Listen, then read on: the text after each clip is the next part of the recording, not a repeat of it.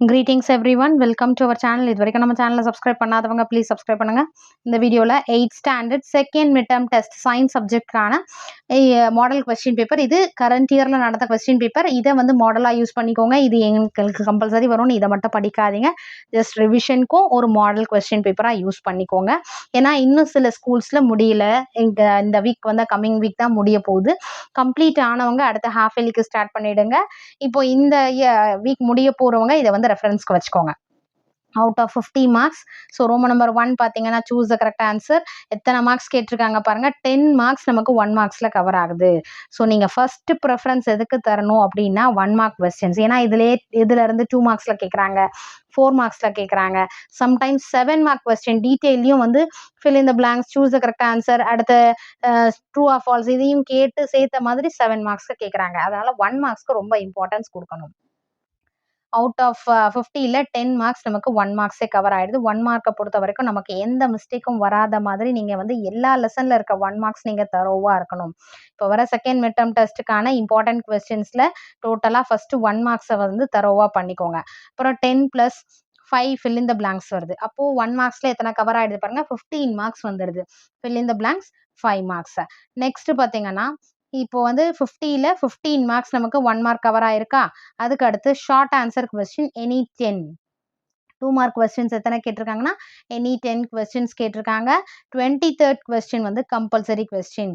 So 15 1 marks. அதுக்கு அடுத்து match the following ஒன்று கேட்டிருக்காங்க பாருங்க. 17 1 மார்க்ஸ் இப்போ வர நம்மக்கிட்ட இருக்கிறது. அதுக்கு அடுத்தது இம்பார்ட்டன்ட்னு பார்க்கும்போது இம்பார்ட்டன்ட் கொஸ்டின்ஸ்க்கு முன்னாடி சயின்ஸை பொறுத்த வரைக்கும் டிஃபைன்னு கேட்டிருப்பாங்க, டிஃப்ரென்ஷியேட்னு கொடுத்துருப்பாங்க, ஸ்டேட்மெண்ட், லாஸ், ஏதாவது வாட் இஸ் அப்படின்னு கேட்குற கொஸ்டின்லாம் ரொம்ப இம்பார்ட்டன்ட் சயின்ஸை பொறுத்த வரைக்கும். ஸோ அதுக்கு இம்பார்ட்டன்ஸ் கொடுங்க. பாருங்க, வாட் இஸ் எலக்ட்ரோப்ளேட்டிங், அடுத்தது ultrasonic sound, electroscope, chemical equation, difference between. So இதில் எத்தனை வந்துருச்சு பாருங்க, 2 மார்க் கொஸ்டின்ஸ். சரிங்களா? சயின்ஸை பொறுத்த வரைக்கும் இந்த மாதிரி கொஞ்சம் செலக்டடாக படிச்சிங்கன்னா இன்னும் ரொம்ப யூஸ்ஃபுல்லாக இருக்கும். ஸ்லோ லேர்னர்ஸ்க்கு ரொம்ப யூஸ்ஃபுல்லாக இருக்கும். இதில் பார்த்தீங்கன்னா 24 வரைக்கும். அடுத்து டிஃபைன் கொடுத்துருக்காங்க பாருங்க. What is cranium, what are antagonistic, அடலசன்ஸ்னா என்ன, fertilisation, and then true or false ஒன்று கொடுத்துருக்காங்க. ஸோ 1 மார்க்லேயே வந்து 24th and 30 2 1 மார்க் வந்தது. அப்போ 4 marks. 10 choose the correct answer, 5 fill in the blanks, 5 15, then 17 19 1 marks வந்திருக்கு. அவுட் ஆஃப் 50க்கு நமக்கு வந்து 20 மார்க்ஸ் 1 மார்க்கில் கவர் ஆயிடுச்சுன்னு வச்சுக்கோங்க. ரிமைனிங் 30 மார்க்ஸ் தான் நம்ம 2 மார்க்கு 5 மார்க்கு இதெல்லாம் பார்க்கணும்.